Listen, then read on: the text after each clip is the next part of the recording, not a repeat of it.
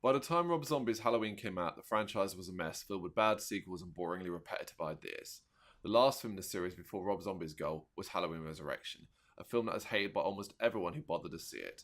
It pretty much killed all hope of any further sequels. Then along came Rob Zombie, having amassed a decent-sized horror fan base thanks to his earlier efforts of A House of a Thousand Corpses and The Devil's Rejects, both good films.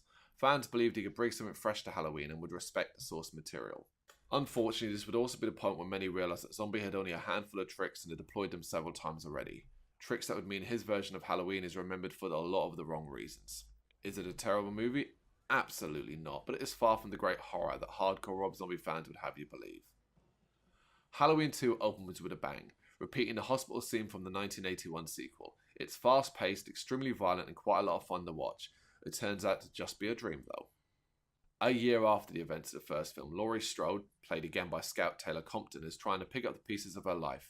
She is still haunted by the events that took place a year before, not helped that Michael's body was never found.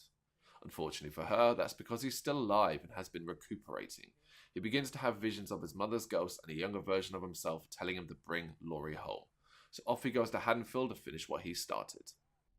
Laurie begins having hallucinations that mirror Michael's, and it becomes clear that they share some sort of link. Eventually she learns that the masked killer is her brother, but by then Michael has arrived and started the killing. The most hilarious thing about the sequel is the zombie himself describes it as ultra gritty, ultra intense, and very real, yet it turns out to be none of these things, barring the opening hospital sequence. Let's talk about the biggest issue with this sequel: the White Horse and Michael's visions of his mother. In a film that claims to be gritty and real, these visions come across so stupid and at odds with the overall tone of the film.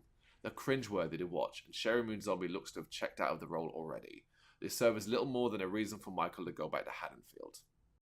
Rob Zombie's style of uber violence is extremely tiresome here, particularly it is so similar to what we saw in the first film.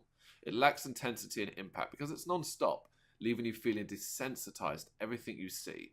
It starts to feel less real and a bit silly. Being let off the leash, story-wise, seems to have caused some problems, as there really isn't anything that memorable about the plot. The development of Laurie and how she's affected by the events is the only worthwhile thing, and that can be put down to Taylor Compton's acting abilities mostly. The less said about Malcolm McDowell's Dr. Loomis, the better. He's utterly pointless in this film.